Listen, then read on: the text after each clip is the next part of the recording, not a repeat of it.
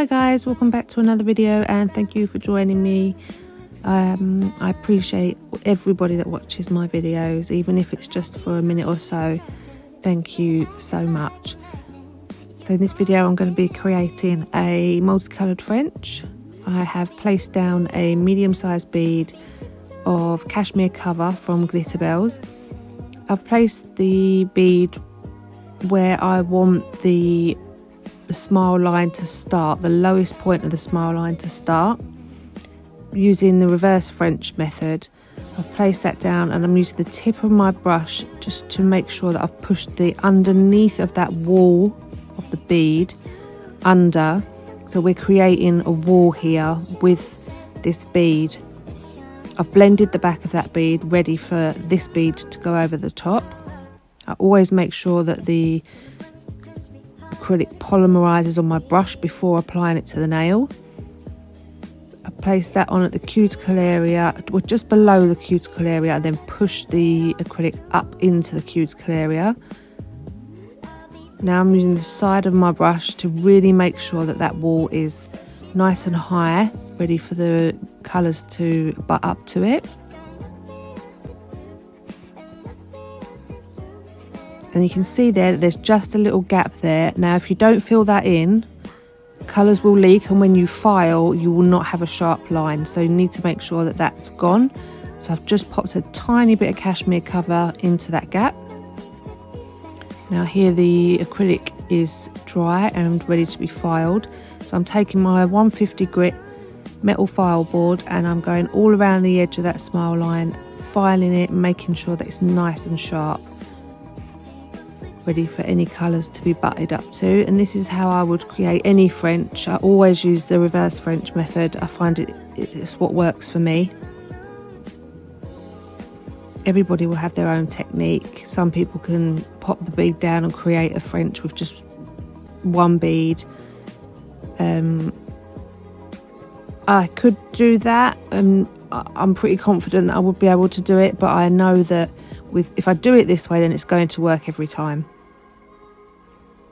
Now I'm taking some, this is an optional extra, obviously you might not want to do this part. I don't always do this part, it's just an added extra. So I'm coming around the edge of the smile line, so the whole of the wall, and I'm painting it with the black gel paint. You can see here I'm making sure I'm going right to the bottom of the wall, onto the tip, and right to the top. It doesn't even matter if you go over the top of the wall, because the top of that wall is going to be filed anyway. Taking it right up into those wings of the smile line.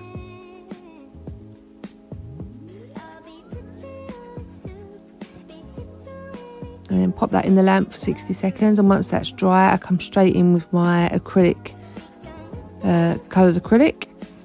I'm not going to name all of these. If you do want to know the names, put it in the comments and I will find out for you. And I just take a small bead of each colour, place it on the nail, and then kind of blend them together, but not too much, just a little bit.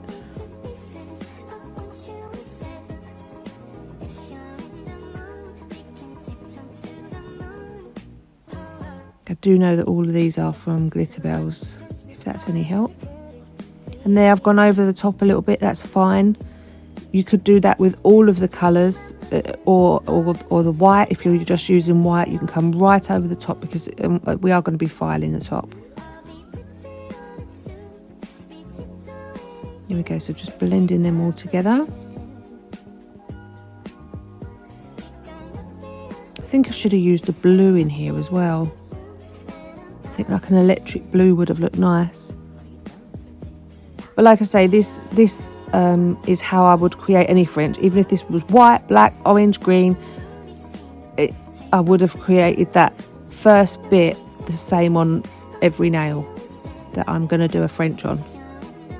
So now I'm just going to cap all these colours in clear. This is CJP Crystal Glass.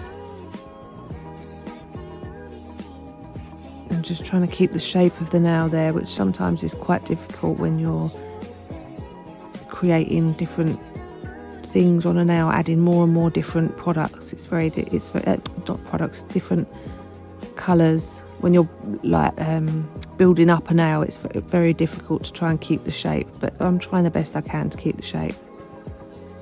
And with any French, I always make sure that I add a little bit in the wings there, because sometimes I have found that I've filed away too thin there in those areas. So if I add a little bit, I can file it away.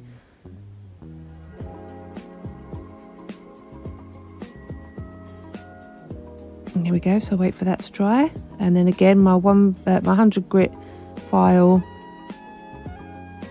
and I'm just filing this now back into shape and filing all over the top. Now you could file over the top with your e-file. I chose to do it like this just for the sake of the video. If I was doing this on a client, I would use my e-file. I would probably use maybe a medium grit, just to make sure that I didn't, no, not a medium grit, a medium, you know what I mean. Not a fine or a coarse, it'd probably be a medium one. And just file over the top there to bring those colours through.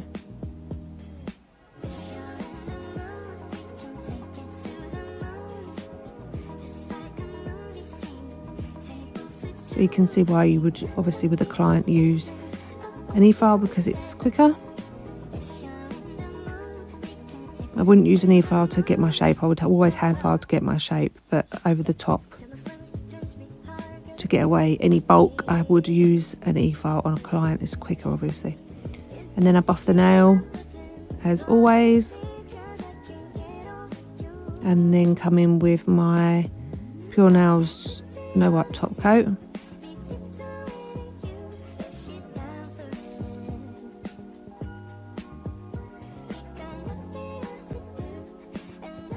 And get this nail shining. So like I say, the reverse French method is what I use every time I'm creating a French nail. Thank you for listening to me waffle. I hope that has helped somebody. This is what you're left with. Thanks for joining me. Take care. Bye.